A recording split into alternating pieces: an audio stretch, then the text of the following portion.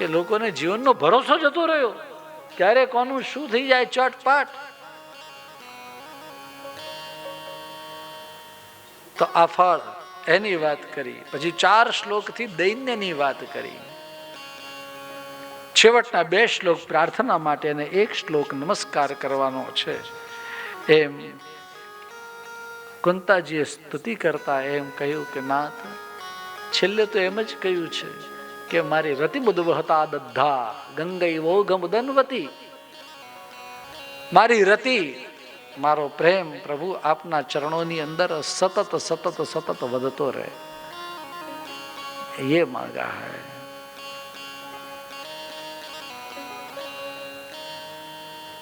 आप तो सब मेरे काम आप ही तो करते हो, और कौन करता है.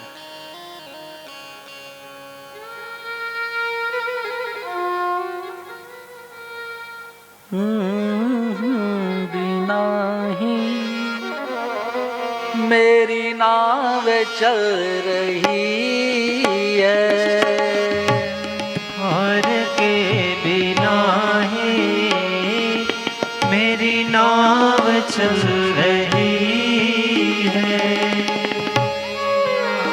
ભાઈ નાવડું ચાલે તો કોઈક નાવિક તો જોઈએ ને, અને છતાંય નાવડું ચાલે એવું બને ખરું?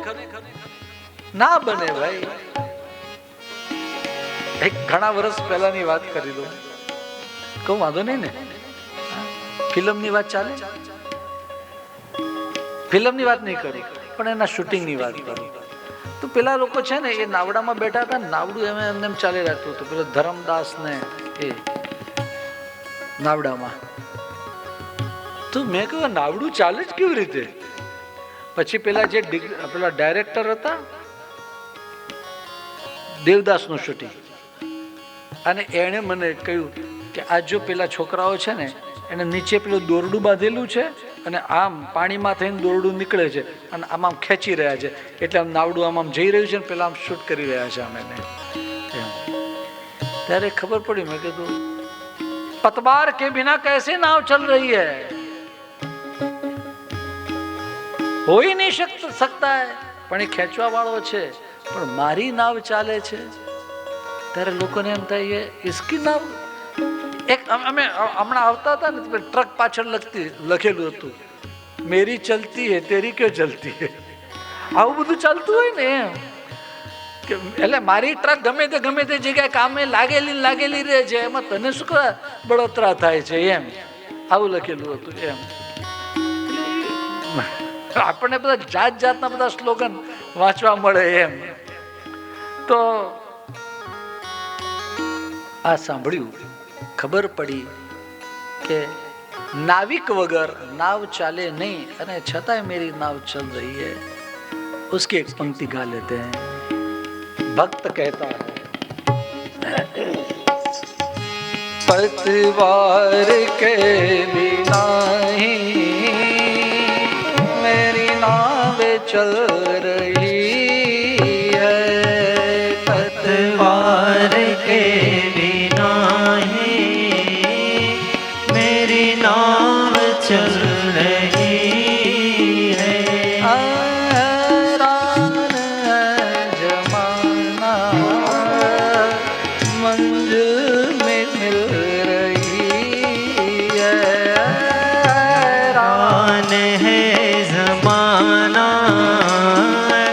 मंजिल भी मिल रही है. ऐसे होता है. તમને ના ખબર હોત કહી દઉં, નાવ હોય ને એને પેલો સડ બાંધવામાં આવે, અને પછી હવા જે દિશામાં લઈ જાય એ દિશામાં જાય.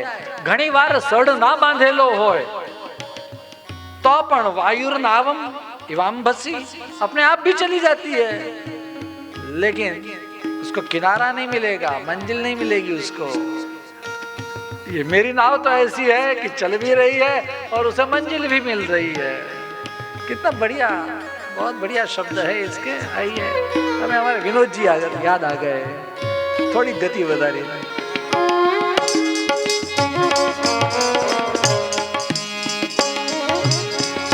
पतवार के बिना मेरी नाव चल रही है।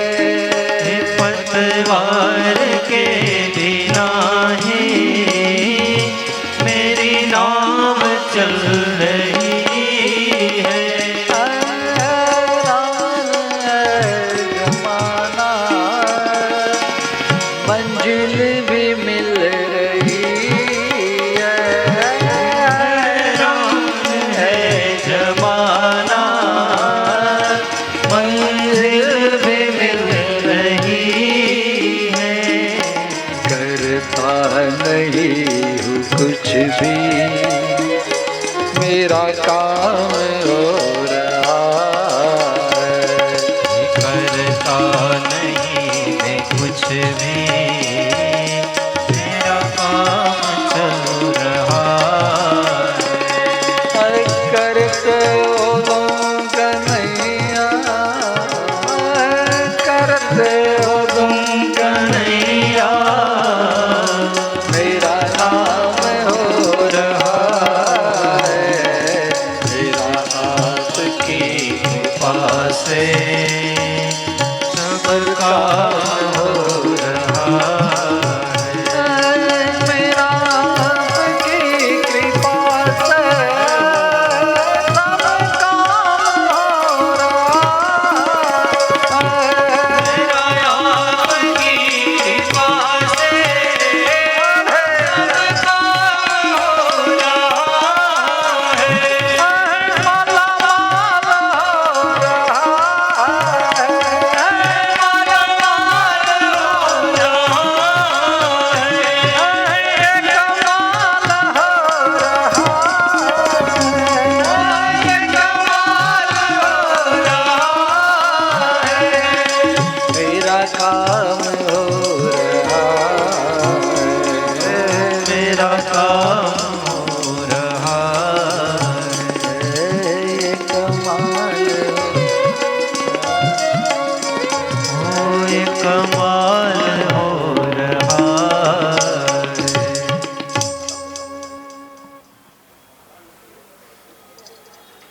શ્રી કુંતાજી એમ કહે કે આપના કેટલા ઉપકાર, વિબત ઘણા, એક વાર નહીં આપે અનેક વાર અમને બચાવ્યા। ये मेरा काम आपकी कृपा से हो रहा है। વિશાન મહાગ્ને પુરુષાદ દર્શનાત, આખી વિપત્તિઓનું લિસ્ટ બતાવ્યું અને આટલી બધી વાર આપે અમને બચાવ્યા એમ કહ્યું ને। છેલ્લે તો એમ કહ્યું કે અમારી ઉપર આવી કૃપા રહે કે હવે એક વાત અમે ઈચ્છીએ છીએ। શું કહે છે? ઠીક से ध्यान रहे, एक बात हम चाहते हैं। कुंता जी કહે છે, કઈ વાત?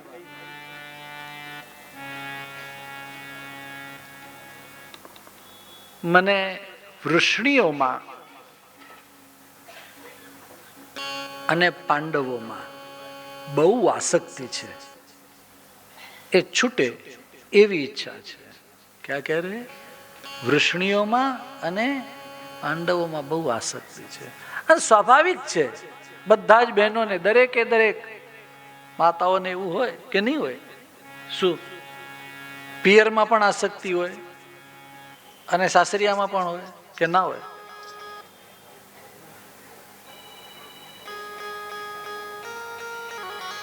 આ પુરુષો સામે જોઈને થોડી વાત કરેલું, બહેનો સામે જોવું નથી હમણાં।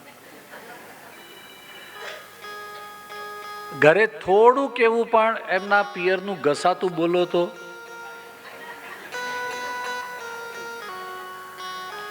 ભાઈ કે છે મંજાઈ જાય, વગર આંબલીએ તો કેટલા બધા ઘસવા પડે એમને। સહેજ પણ પિયરનું ઘસાતું બોલાય તો તરત જ અરે ભાઈ, જેવી પણ એના પપ્પાએ આપેલી એવી સાડી પણ એ એને વધારે વાલી હોય, તમારા પટોળા દીધા હોય તો પણ કે નહીં? અચ્છા, આ બહેનો કે છે બરાબર, એટલે મારે કઈ બોલાય નહીં, મેં તો એમને પૂછ્યું નહોતું। અચ્છા, બીજી વાત હવે એક કરું, જો પણ હવે હું બહેનો તરફ જોઈને વાત કરીશ। આના આ બહેનો પિયરનું સહેજે નથી સાંભળી લેતા. એના એ બહેનો જો પિયરમાં ગયા હોય અને કોઈ એમ કે તારા ઘરે તો આમ છે ને તારા ઘરે તેમ છે ને, એ જો વાત આવી તો તરત ત્યાં એ ઝાંસીની રાણી બની જાય તલવાર કાઢીને. એ કીધે જેવું છે એવું મારું ઘર છે, એક શબ્દ કઈ બોલતા નહીં. બોલે કે નહીં બહેનો? ऐसे ही होता है ना. અરે હમણાં તો તમે એમ કહેતા હતા કે નહીં મારું પિયર સારું, તમે આ સાસરિયા હારે બાદ ભીડતા હતા, પણ છતાં એના એ બહેનો. એટલે આ બંને પ્રકારની આસક્તિ માતાઓમાં હોય એ સ્વાભાવિક વસ્તુ છે. પિયરિયામાં પણ હોય અને સાસરિયાનું સહેજે ખરાબ ન સાંભળી લે, પિયરિયાનું પણ સહેજે ખરાબ ન સાંભળી લે. કુંતાજી કહે છે મારી સાથે આ જ વસ્તુ છે, મેં કહા જાઉં. કુંતાજી એમ કહે છે અથ વિશ્વેશ વિશ્વાત્મન વિશ્વમૂર્તે સ્વકેશુ મેં. આ બધા મારા પોતાના જ છે એવું હું માની બેઠી છું. પિયરિયા મારા છે, સાસરિયા સકેશુ મેં સ્નેહ પાશમ ઇમમ છિંધી દૃઢમ પાંડુષુ વૃષ્ણિષુ.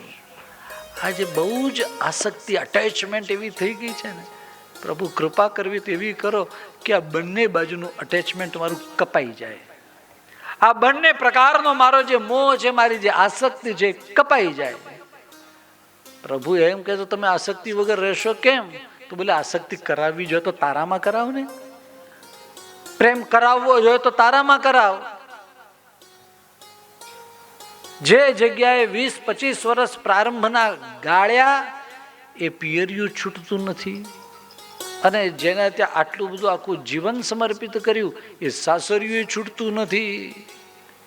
હમ તો ચાહતે મેરો તો गिरधर गोपाल किंतु ये होता नहीं है, तो चाहते हम आपसे यही है. સ્નેહ પાશમિમમ છિંદી. કાપી નાખો આ બધા દોરડા. દૃઢમ પાંડુષુ વૃષ્ણિષુ. પ્રિયજનો, ખૂબ સુંદર છે આ સ્તુતિ તો કુંતાજીની. એટલે માત્ર કુંતાજીની સ્તુતિ હોય તો એના ઉપર પણ 7-8 દિવસ, 10 દિવસ, 15 દિવસ માત્ર ને માત્ર શ્રી સુબોધિનીજીનો આશ્રય લઈ અને ઘણી લાંબી કથા થાય, વિસ્તારથી થાય. મેં અનુભવ્યું છે ભીષ્મ સ્તુતિના પ્રસંગની અંદર 15 કલાક. એ તો યુટ્યુબ ઉપર અવેલેબલ પણ છે મારા. શ્રી સુબોધિનીજી 15 કલાક, 11 શ્લોક છે તો 11 કલાક થાય, એ સિવાય બીજા 4 કલાક, એટલે ટોટલ 15 કલાક ભીષ્મ સ્તુતિ. મહાપ્રભુજીએ જે અદ્ભુત અર્થો કર્યા છે. આ ઉપરનો પડી ગયો તો કેમ પડી ગયો? એના બીજા બધા જે આચાર્યોએ અર્થ કર્યા છે એના કરતા પણ અદ્ભુત અર્થ છે કે પ્રભુ કાળ બનીને આરોગવા ગયા, ભીષ્મને મારવા ગયા. તો સાધારણ રીતે એવો નિયમ છે કે બ્રાહ્મણ જમવા બેસે ને ત્યારે ઉપરનો એક બાજુ મૂકીને જમવા બેસે. આજે કાળ સ્વરૂપ છે. કાલોસ્મી લોકક્ષય કૃત પ્રવૃદ્ધો. આ ભીષ્મ વગેરે એકે રહેશે નહીં, તો એને કોળિયો કરવો હોય તો ઉપરનો મૂકી દેવો પડે એક બાજુ. આવા તો ઘણા બધા અર્થો કર્યા છે ઠાકોરજીએ, અરે મહાપ્રભુજીએ ભીષ્મ સ્તુતિની અંદર. કુંતાજીની સ્તુતિ થઈ. ભગવાનનો વિચાર હતો કે આજે જવું દ્વારિકા, પણ પ્રભુ ત્યાંના ત્યાં રોકાઈ ગયા. સૌને એમ લાગ્યું પ્રભુ મારા માટે રોકાયા, મારા માટે રોકાયા. પ્રભુ રોકાયા છે ભીષ્મ પિતામહ માટે. યુધિષ્ઠિર મહારાજને અનુતાપ થયો છે. અનુતાપ એટલે પશ્ચાતાપ. અનુતાપ એટલે પશ્ચાતાપ. પહેલા જે થાય એને પૂર્વ કહેવાય. પૂર્વમાં તાપ થવો. જે અર્જુનને તાપ થયો કે ભાઈ હું આ બધા લોકોને મારી નાખું, એ પૂર્વમાં તાપ થયો. અને બધા મરાઈ ગયા પછી જે તાપ થયો એ પૂર્વમાં નહીં, પશ્ચાત, પછીથી જે તાપ થયો એ કોને થયો? ભીષ્મ અરે યુધિષ્ઠિર મહારાજને થયો કે મારા માટે થઈને, મારા એક રાજ્ય સિંહાસન માટે થઈને આટલા બધા લોકોનો સંહાર. આ અનુતાપ, આ પશ્ચાતાપ. ક્યાં કિયા જાય?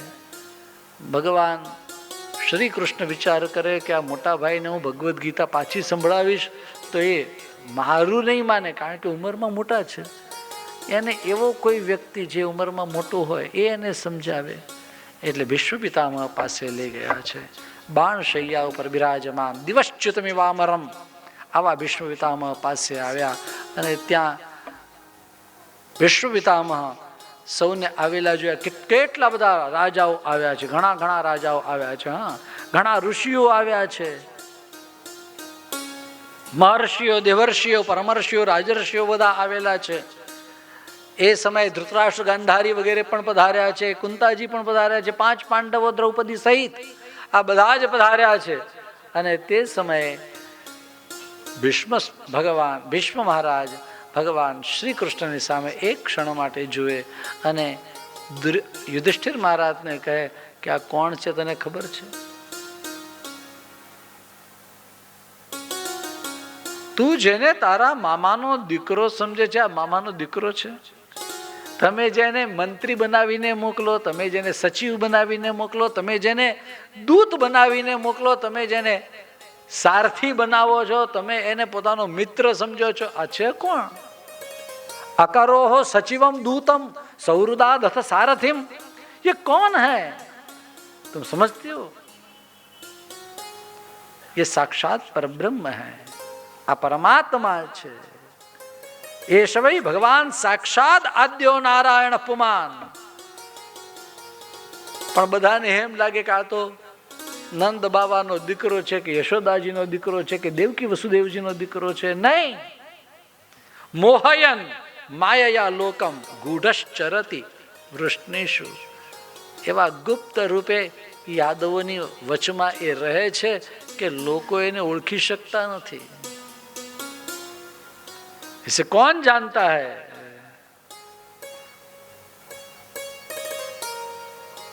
अस्यानुभावम भगवान वेद गुह्यतमम शिवः.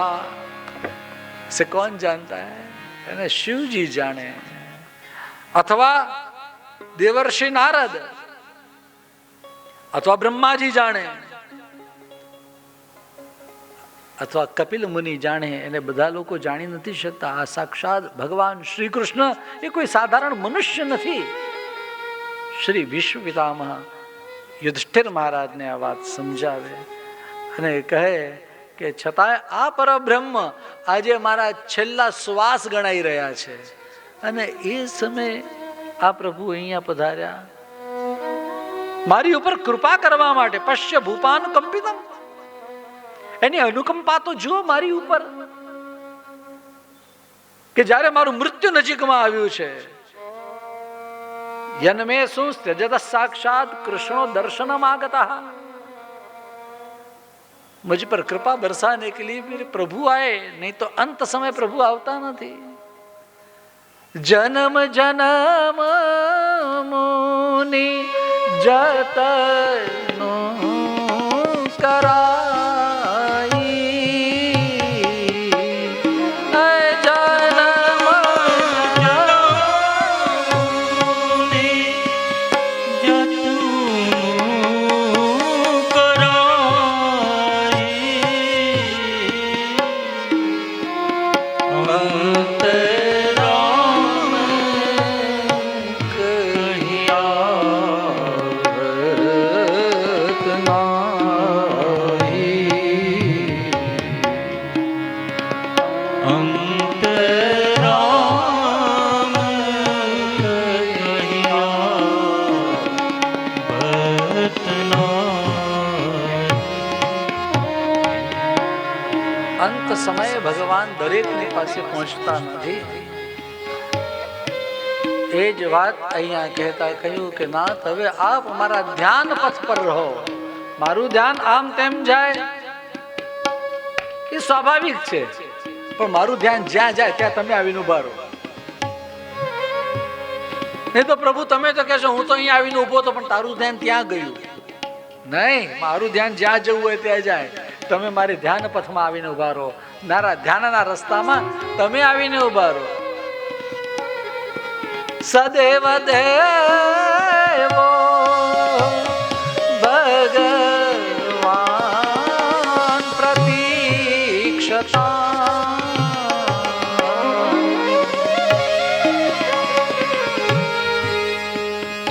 કલેવરં યાવદેહં હિનોમ્યહં પ્રસન્નહાસા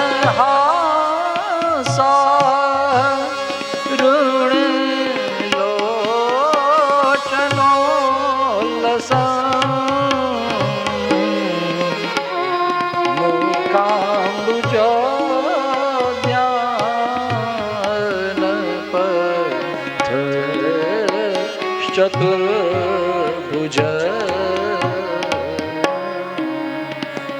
મુખાંબુજ ધ્યાન ચતુર્ભુજ.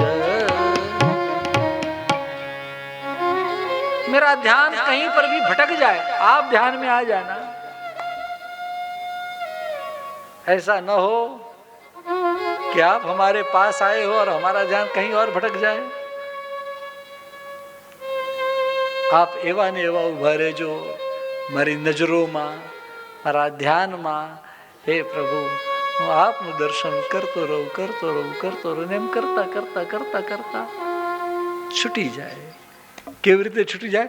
ઉર્વા રૂકમ ઇવ બંધનાન મૃત્યો મુક્ષીય. પ્રભુને કહ્યું આ મૃત્યુમાંથી મુક્તિ. ઉર્વા રૂકમ ઇવ, પાકેલી કાકડી હોય તેના વેલાથી ઓટોમેટિક છૂટી થઈ જાય. અથવા તુંબડું હોય એ પાકી જાય ને એટલે ઓટોમેટિક છૂટી જાય. અને તમે કેરીઓમાં પણ જુઓ તો કેરી કાચી હોય ને એને તોડવા માટે આમ આમ કરવું પડે, પણ પાકી જાય ને સહેજ આમ હાથ લાગે. પેલા તોડવા વાળા હોય ને એ આમ બાજુમાં પેલા લાકડી સાથે થેલી બાંધેલી હોય, આમ સહેજ આમ લગાડે ને તરત તૂટી જાય. આમ અડે, પાકી જાય. જો પક્વ હો જાતા હૈ, જેનું જીવન પાકી ગયું હોય છૂટી જાય. અને ત્યારે એને દુઃખ ન થાય. કાચું હોય ને એને ખેંચવું પડે તો વેલા સાથે ખેંચાય, કોઈ વાર તૂટે ના તૂટે એવું બધું બને. પણ પાકું થઈ જાય ને એટલે ઓટોમેટિક છૂટી જાય. વિશ્વ પિતામાં પ્રભુની સ્તુતિ કરે એ પૂર્વે એમણે ઘણા બધા ઉપદેશ શ્રી યુધિષ્ઠિર મહારાજને આપ્યા છે. દાન ધર્મ કયા, પુરુષ ધર્મ કયા, સ્ત્રી ધર્મ કયા, ભગવત ધર્મ કયા, રાજ ધર્મ કયા, કેટલાક સમાસથી એટલે ટૂંકમાં કયા, કેટલાક વિસ્તાર સાથે કયા. આ બધી વાત કર્યા પછી જ્યારે ઉત્તરાયણનો સૂર્ય થતો હતો ને તે સમયે શ્રી ભીષ્મ પિતામહે બધું જ એક બાજુ સંકેલી લઈ અને પ્રભુની અંદર ચિત્ત લગાવ્યું. સુરદાસજીએ પણ બહુ સુંદર તે સમયના કીર્તનો કહેલા છે. 11 શ્લોકોની અંદર ભીષ્મ પિતામહે ભગવાનની સ્તુતિ કરી છે. આ 11 શ્લોક અદ્ભુત છે. રોજ સાંજ પડે ને ત્યારે 11 શ્લોકનો પાઠ કરવો જોઈએ. અમે બાળપણથી આવું બધું સાંભળેલું છે. અમારા ગુરુજનો એમ કહેતા કે આ 11 શ્લોકનો પાઠ કરો તો છેલ્લો સમય હોય ત્યારે પ્રભુ આવે લેવા માટે. આમ તો કોઈ પણ પ્રકારના કારણ વગર અહૈતુક પાઠ કરવો જોઈએ, પરંતુ છતાંય રોજ પાઠ કરવો જોઈએ એ નિશ્ચિત છે. અને 11 શ્લોકનો પાઠ ન આવડે તો પ્રભુને એમ કહેવાય છેલ્લા સમયે તમે આવજો. બસ આપણે બીજું શું કહેવાનું? રોજ સાંજ પડે અને પ્રભુને યાદ કરીએ. આંખલડી મારી પાવન કરજે, દેજે એક જ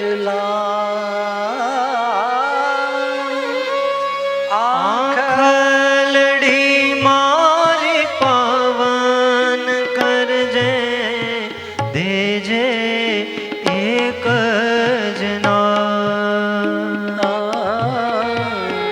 શ્યામ સુંદર તારી ઝાંકી કરીને કા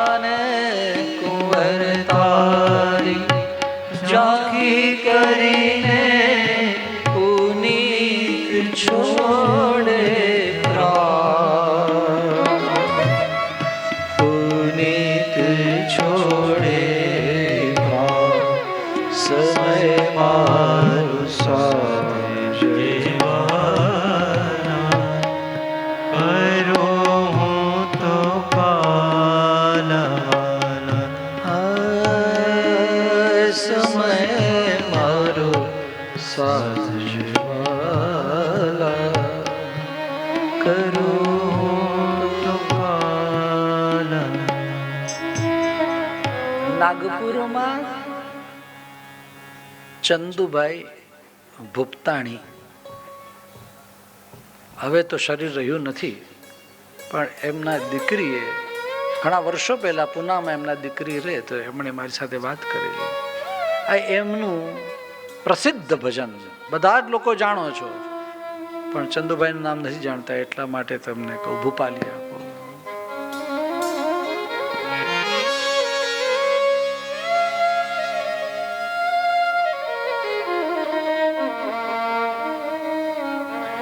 મારા અંત સમય કેરી સુનો રે અરજી, મારા અંત સમયે કેરી સુણો રે હરજી.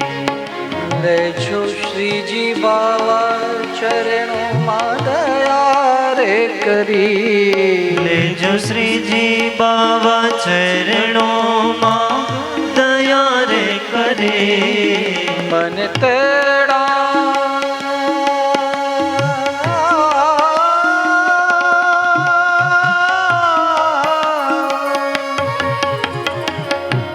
તેડા તે યમ કેરા કદી ન આવે, મારો નાથ તેડાવે, ગોવર્ધન નાથ તેડાવે. મારા ઘટમાં વિરાજતા શ્રીનાથજી યમુનાજી મહાપ્રભુજી.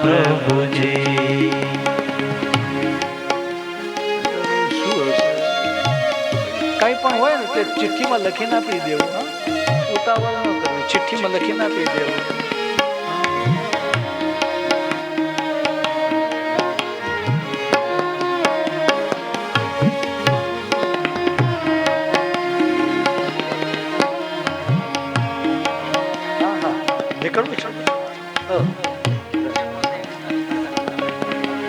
આવો જીવન. બસ આ એક જ વાત કે અંત સમય તેડા તે યમ કેરા ક્યારે ના આવે, મારો નાથ તેડાવે, ગોવર્ધન નાથ તેડાવે. તો પ્રભુ જ્યારે તેડાવે એવી અપેક્ષા હોય, એવી ઈચ્છા હોય તો નિત્ય સાંજના આ રીતના પારાયણ કરવા. વિષ્ણુસ્તુતિનો પાઠ પણ આપણે સૌએ કરવો જોઈએ. ગોવિંદ જય જય ગોપાલ જય જય, ગોવિંદ જય જય ગોપાલ જય જય. રાધા રમણ હરિ ગોવિંદ જય જય, રાધા રમણ હરિ ગોવિંદ જય જય. ગોવિંદ જય જય ગોપાલ જય જય, ગોવિંદ જય જય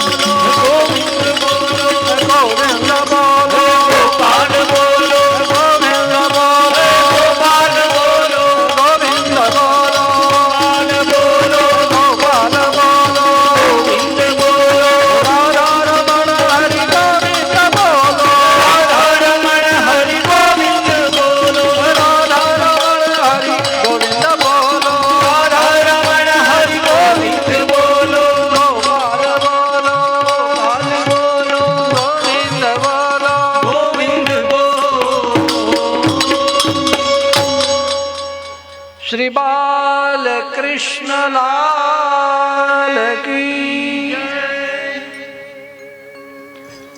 भीष्म पितामह जिस श्लोक गाया छे, आइए उनका पारायण करते हैं हम सब मिलकर। जेने आवड़तु होय ए साथे साथे बोलजो, जेने न आवड़तु होय एने आंख बंद करीने प्रभुने कही दो आ बधुं जे बोले छे बधा अमे ज बोलीए समजी लेजो। एम प्रभु तो समझदार छे, आपणा जेम थोड़ी छे। એટલે પણ આપણે મનમાં એવો ભાવ કરવાનો કે અમે સ્તુતિ કરીએ છીએ એટલે હું કરું છું, દરેકે આવો ભાવ કરવાનો। હા, શ્રી ભીષ્મ ઉવાચ इति मतिरूप कल्पिता वितृष्णा भगवती सात्वत पुंगवे विभूम्नि स्वसुखमुपगते क्वचिद् विहर्तुं प्रकृतिमुपेयुषि यद्भव प्रवाहः त्रिभुवनकमनं तमालवर्णं रविकरगौरवराम्बरं दधाने वपुरलककुलावृताननाब्जं विजयसखेरतिरस्तु मे नवद्या युधितुरगरजो विधूम्रविश्वक् कचलुलितश्रमवार्यलङ्कृतास्य मम निशितशरैर्विभिद्यमान त्वचि विलसत्कवचेस्तु कृष्ण आत्मा सपदि सखीवचो निशम्य मध्ये निजपरयोर्बलयोरथं निवेश्य स्थितवती परसैनिका युरक्षणा ऋतवती पार्थसखेरतिर्ममास्तु व्यवहितपृतना मुखं निरीक्ष्य स्वजनवधाद्विमुखस्य दोषबुद्ध्या कुमतिमहरदात्मवेद्ययाय चरणरतिः परमस्य तस्य मेस्तु स्वनिगममुपहाय मत्प्रतिज्ञां ऋतमधिकर्तुमवप्लुतो रथस्थः धृतरथचरणो व्ययात् चलद्गुर् हरिरिवहन्तुमिभं गतोत्तरीयः शितविशिखतो विशीर्णदंशः शतजपरिप्लुत आततायिनो मे प्रसहमभिससार मदवधार्थं सभवतु मे भगवान् गतिर्मुकुन्दः विजयरथकुटुम्ब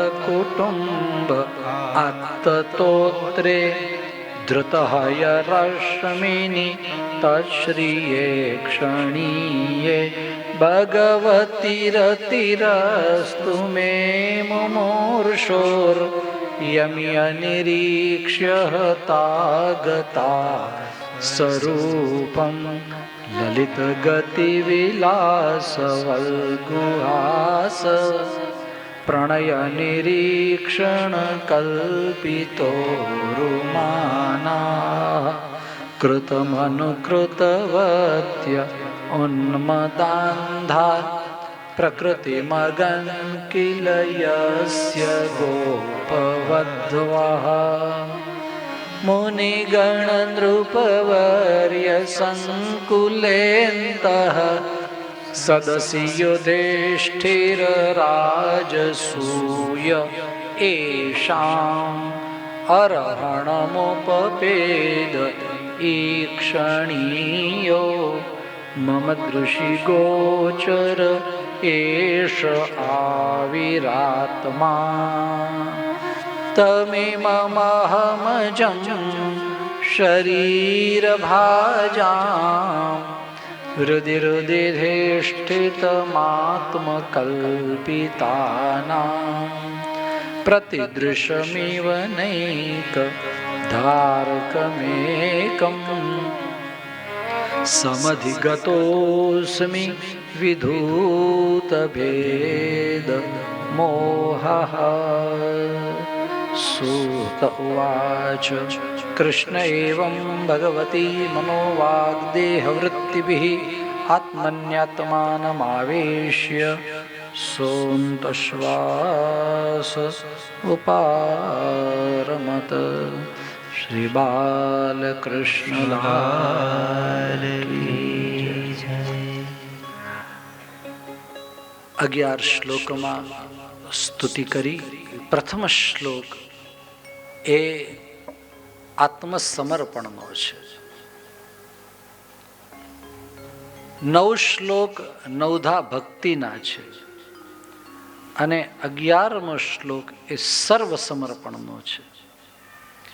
આમ 11 શ્લોકોની અંદર ભીષ્મ પિતામહ દાદા ભગવાનની સ્તુતિ કરી ચૂક્યા અને સૌના દેખતા આ જ્યોતિ પ્રભુમાં વિલીન થઈ. પાંડવોને દુઃખ થયું, બાળપણથી આ દાદાને જોતા આવ્યા હોય, એના ખોળામાં બેસીને જમ્યા હોય, રમ્યા હોય. કોઈ વાર દાદાની એ વખતની કાળી દાઢી એમાં હાથ ફેરવ્યા હોય, અત્યારે ધોળી થઈ ગઈ અને આ ઉંમરે દાદા પહોંચ્યા એટલે બહુ દુઃખ થયું, પીડા થઈ. પણ આ દાદાએ જ આપેલા ઉપદેશોના લીધે એમણે પોતાના ઉપર કંટ્રોલ કર્યો અને ત્યારબાદ હવે આ દાદાના કારજ વગેરે કરવાના હોય. મહાપ્રભુજી બહુ સુંદર કહે કે રાજાએ આ કારજ કરાય નહીં, એટલે યુધિષ્ઠિર મહારાજે બીજા પાસે આ બધા શ્રાદ્ધાદિ ક્રિયાઓ બધી કરાવરાવી. પછી તો પ્રભુ દ્વારિકા પધાર્યા, દ્વારિકાવાસીઓએ સ્વાગત કર્યું.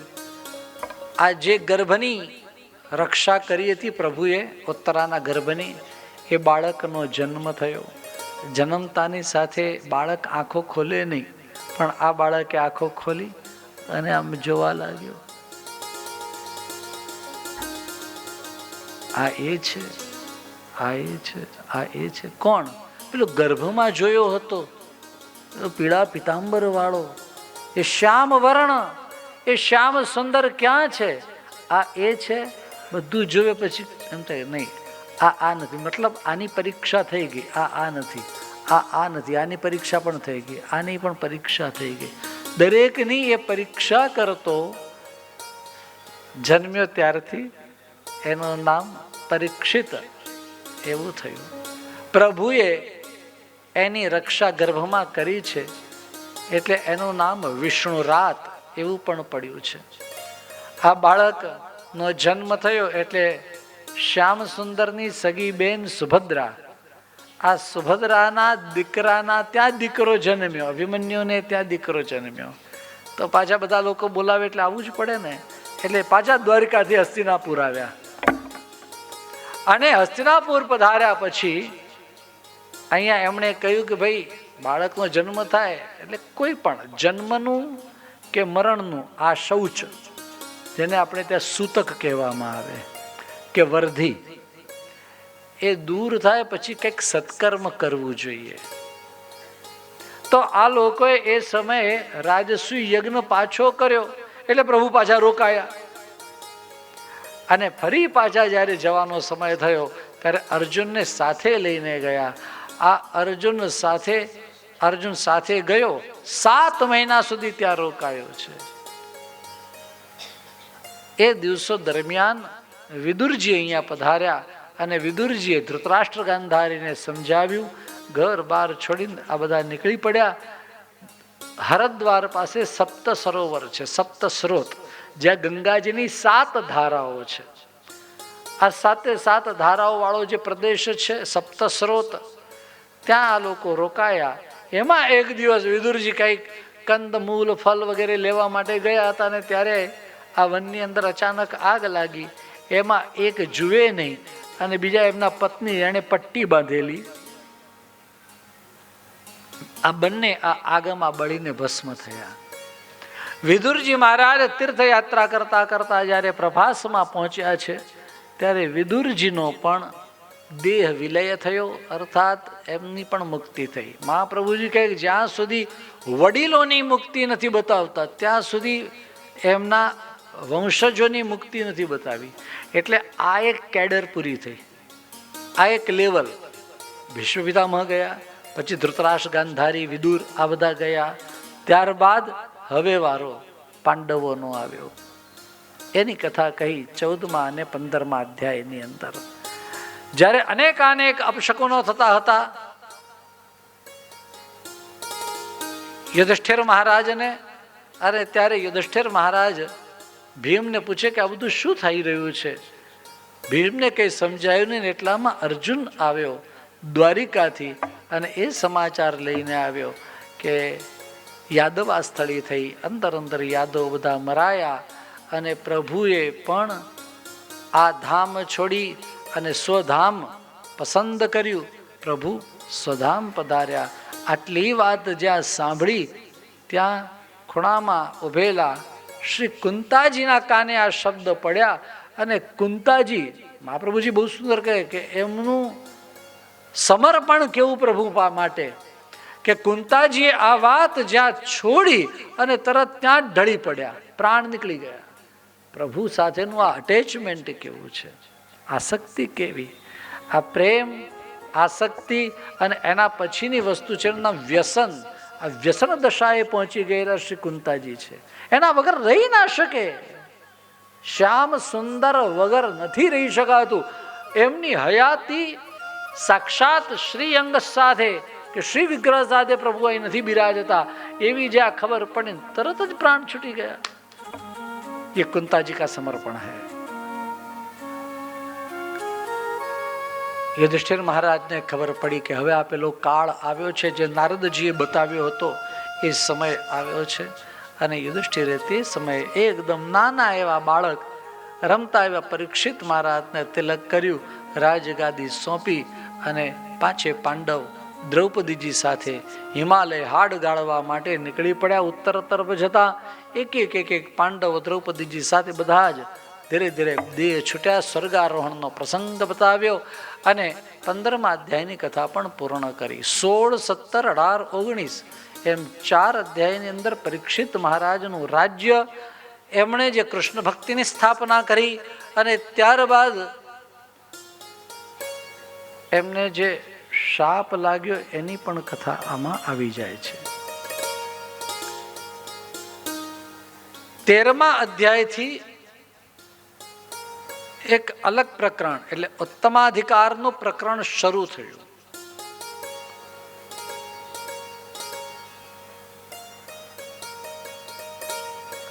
તેરમા અધ્યાયથી નહીં, 13 અધ્યાયનું. હા, પહેલા 3 અધ્યાય હિનાધિકાર, પછીના 3 અધ્યાય મધ્યમાધિકાર અને ત્યારબાદ પરીક્ષિત મહારાજ ની હજુ વાત નથી આવી એ પહેલા, હજુ તો એ ગર્ભમાં છે ત્યારથી પરીક્ષિતોથ રાજર્ષ જન્મ કર્મ વિલાપનમ સંસ્થામ ચ પાંડુપુત્રાણામ વક્ષે કૃષ્ણ કથોદયમ. એ જે શ્લોક મેં અહીંયા કહ્યો હતો, તમને યાદ હોય તો મેં એમ કહ્યું હતું કે પરીક્ષિત મહારાજની કથા સાંભળવાથી કૃષ્ણ કથામાં આપણો પ્રેમ વધે માટે એની કથા કહી છે. અમે શરૂઆતમાં આજે મેં વાત કરી હતી. એ અધ્યાયથી એટલે 7મા અધ્યાયથી 19 અધ્યાય સુધીના અધ્યાયો, ટોટલ 13 અધ્યાયોનું આ ઉત્તમાધિકાર પ્રકરણ છે, જેમાં પરીક્ષિત મહારાજ ના હવે જન્મની વાત આવી, એમના રાજ્યની વાત આવી. તત પરીક્ષે દ્વિજવર્ય શિક્ષયા મહિમા ભાગવત શાસ કૃષ્ણ ગોવિંદ હરે મુરારી હે નાથ નારાયણ વાસુદેવા યથા સુત્યામ વિજાત કોવિતા સમાધિશં વે પ્રમદ ગુણસ્તથા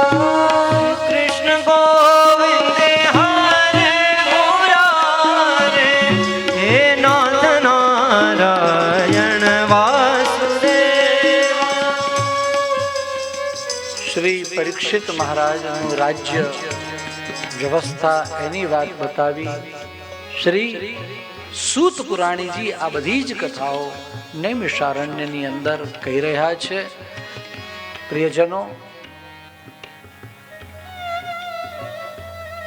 પરીક્ષિત મહારાજે રાજ્ય કારભાર સંભાળ્યો. ઉત્તરની દીકરી ઈરાવતી સાથે એમના લગ્ન થયા. સમય વીતતો જાય છે. જન્મેજય, શ્રુતસેન, ઉગ્રસેન અને ભીમસેન આવા 4 દીકરાઓ થયા. એટલે હવે પરીક્ષિત મહારાજ પણ પ્રૌઢ થતા જાય છે, ઉંમર એમની વધતી જાય છે. પરીક્ષિત મહારાજે સૌથી મોટામાં મોટું કાર્ય એ કર્યું કે એ સમયમાં કૃષ્ણ ભક્તિનો પ્રચાર પ્રસાર કરાવ્યો આખા ભારત વર્ષની અંદર. કોઈ વ્યક્તિ ખોટું કાર્ય કરે નહીં. ખોટું કરે તો ગમે નહીં પરીક્ષિત મહારાજને, અને એમાં પણ કળિયુગ આવે તો કેવી રીતે ગમે. આ પરીક્ષિત મહારાજની અદ્ભુત કથા છે, બહુ સુંદર, પરમ ભાગવત છે, પરમ ભગવદીય છે પરીક્ષિત મહારાજ. અને આ પરીક્ષિત મહારાજે શ્રી કૃષ્ણ પ્રભુની ભક્તિનો પ્રચાર પ્રસાર કરાવ્યો છે. એના જીવનની 2 કથાઓમાં એક કથા કળિયુગના નિગ્રહની વાત. જ્યારે એમણે એમ સાંભળ્યું કે કુરુજાંગલે વસત કલિમ પ્રવિષ્ટમ નિજ વર્તમની, કળિયુગને પ્રવેશ કરેલો જોયો, સાંભળ્યો. લોકોએ કહ્યું કે અમુક જગ્યાએ ખોટું કામ થઈ રહ્યું છે તો કેમ ચાલે. અને સ્વયં મહારાજ નીકળ્યા ત્યારે એક જગ્યાએ એક એવું દ્રશ્ય જોયું. એક ગાય અને બળદ બંને દુખી. ગાય કોણ હતી? ધરતી માતા, પૃથ્વી. એણે ગાયનું રૂપ લીધેલું અને ધર્મએ બળદનું રૂપ લીધેલું. આ ધર્મના 4 ચરણમાંના 3 ચરણ તૂટી ગયેલા હતા, તૂટેલા હતા. ધર્મના 4 ચરણ છે. સૌથી પહેલો ચરણ છે તપ. તપ સમજે ને બધાને? બોલ શ્રી ગોવર્ધન નાથ કી. આ તપ કરવું જોઈએ કે નહીં? સુઈ ગયા? કરવું જોઈએ કે નહીં ભાઈ? અચ્છા, તો કેટલા લોકો કરે છે આમાંથી? 5 જણા. અચ્છા, કેટલા લોકો તપ કરે? આપણે તપ નથી કરતા તો એનો મતલબ એવો થયો ને કે આ ધર્મનો પગ આપણે તોડ્યો. કેમ લાગે? આ ધર્મના 4 ચરણ બહુ મોટું તપ તો મહાપ્રભુજી આપણને બતાવતા જ નથી. એમ જ કે આ વૈવસ્વત મન્વંતર જે છે એનું તપ એ છે કે આપણે કમસે કમ એકાદશી તો કરવી. તો કરવાના ને કાલે ખાઈ પીને. એવું તપ કહેવાય?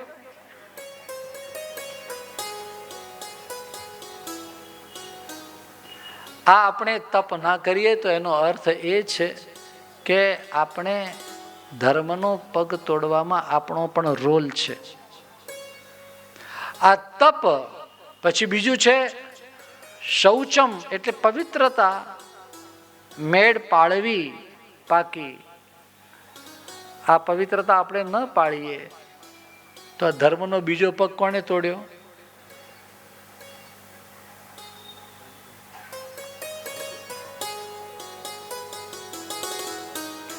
બોલે નહીં તો કઈ નહીં, અંદર તો સમજે છે ને.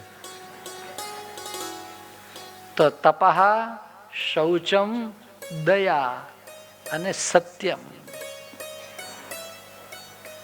ત્રીજો ચરણ છે દયા છે. દયા કેટલી કરીએ છીએ આપણે? કોઈ દિવસ વિચાર કર્યો? દયા આવે છે ખરી? હવે પેલી સિરિયલમાં નથી આવતી. હે માં, અરે ભાઈ, હું એ દયાની વાત નથી કરતો. જીવનમાં કંઈક દયા ભાવ હોય કે ના હોય? હા, દર્શન કરવા જાઓ ને ત્યારે તો ખાસ દયા રાખવાની, બીજાને કોણીઓ નહીં મારવાની. બીજાના પગ ઉપર પગ મૂકીને એનું જે થવું હોય તો મને દર્શન થાય છે, આવું નહીં કરવાનું. મહાપ્રભુજીને બહુ ખરાબ લાગે. પ્રિયજનો, યાદ રાખવું આપણો માર્ગ દૈન્યનો છે, દીનતાનો છે, બીજાને કોણીઓ મારવાનો નથી. શ્રીજી બાબાના દર્શન કદાચ નહીં થાય તોય ચાલશે. એ દર્શન દેવા માટે તમે જ્યાં છો ત્યાં આવશે, પણ બીજાને હેરાન કરીને દર્શન ના કરવાના હોય. બહુ બધા મનોરથ થતા હોય, તમે દોડધામ ત્યાં કરીને જાઓ, સારી વાત છે, પણ આપણા લીધે બીજાને પરિશ્રમ થાય એ તમે કરશો તો મહાપ્રભુજીથી સહન નહીં થાય. સારી વાત છે, જાઓ કરો દર્શન, તમે જે કરવું એ બધું કરો, પણ દયા તો હોવી જોઈએ. દયા સર્વભૂતેષુ. પ્રભુ તો પ્રસન્ન થાય છે જો આપણે કોઈની પર દયા રાખીએ તો. રસ્તામાં એક્સિડન્ટ થઈ ગયો હોય ને કોઈની સાથે કોઈનો, તો માણસ એને ઊભું કરવા નથી જતું. ઊભું કરવા જાય ને બોલો હોસ્પિટલ લઈ જઈશું તો પોલીસ કેસ થશે, તેમાં તારા ઉપર થોડી થવાનો છે. અરે નાના, એ બધી ઝંઝટમાં કોણ પડે? ટાઈમ ક્યાં છે? વિડીયો ઉતારવાનો ટાઈમ છે એ વખતે કે આને આ રીતે એક્સિડન્ટ થયો. રીલ બનાવવાનો ટાઈમ છે. અને એક માણસ ઉપર માણસને દયા કરવાનો ટાઈમ નથી. બહુ સુંદર એક નવલકથા ના ભૂલતો હતો પન્નાલાલ પટેલની હતી. હું માનવી, માનવ થાઉં તો ઘણું. તો આપણે માનવ ક્યારે થશું? શેઠ બેઠા હતા ગાદી ઉપર આમ સરસ પગ ઉપર પગ ચડાવીને, અને એટલામાં એક કોઈક માગવા વાળો આવ્યો અને એને કહ્યું કે શેઠ કુછ દે દો ને. ઉભો રે. થોડી વાર ઉભો રહ્યો. શેઠ કંઈક આપો ને. ઉભો રે ને ભાઈ. પાછું કહ્યું શેઠ કંઈક આપો ને. ઉભો. એમ નથી કહેતા કે જા નથી આપવું, પણ એમ કે ઉભો રહે ને. તો 2-3 વાર માગ્યું તો શેઠે કહ્યું શાંતિ રાખ ને ભાઈ, ઉભો રે, માણસને આવવા દે ને, મારો માણસ આવે એટલે તને કરીશું, એમ દઈશું, કંઈક આપીશું તને, અંદર છે તને આપીશું. પેલો કે કાંઈ નહીં આપો ને, ખાલી જલ આપી દો, જલ પી લઉં અને હું નીકળી જઈશ, મારે બીજું કાંઈ નથી લેવું, આ ગ્લાસે મારો છે. માણસને આવવા દે. બીજા 3-4 વાર એવું કહ્યું અને પેલા એ કહ્યું કે શેઠ પાણી આપો ને. એણે કીધું તને કહ્યું માણસને આવવા દે, એટલે આને કહ્યું શેઠ થોડીક વાર માટે તમે જ માણસ બની જાઓ ને.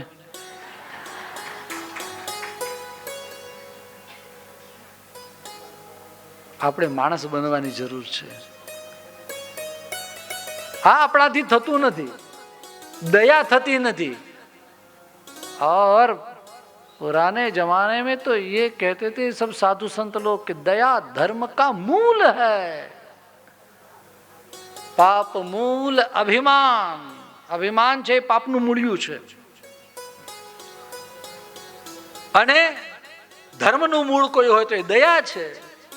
એટલે તુલસીદાસજી એમ કહે, તુલસી દયા ન છાડીએ જબ લગ ઘટ મેં પ્રાણ. જ્યાં સુધી પ્રાણ છે ત્યાં સુધી દયા તો છોડવી જ ના જોઈએ. અને આપણને આવતી જ નથી. હા, આવે ખરી દયા, પણ થોડી વાર કેટલા સુધી આવે? પેલું શું કેવી રીતે બોલે, બસ આટલી દયા, આટલું ખરી. મને આપણે શું એવું બોલાવતા, એ ચચુ ચૂચું કરી અને દયા પતી ગઈ. અરે કેવું થઈ ગયું છે, અરે બાપરે, અરે બાપરે, અરે બાપરે. અરે પણ કંઈક કર ને. પણ કંઈ કરવું નથી, માણસ બનવું નથી. પેલો ભલે પાણી વગર તરસે મરી જાય, શેઠને કે થોડી વાર માટે તમે જ માણસ બની જાઓ ને. તો તપ, પવિત્રતા, દયા, અને ચોથું છે એનું નામ સત્ય.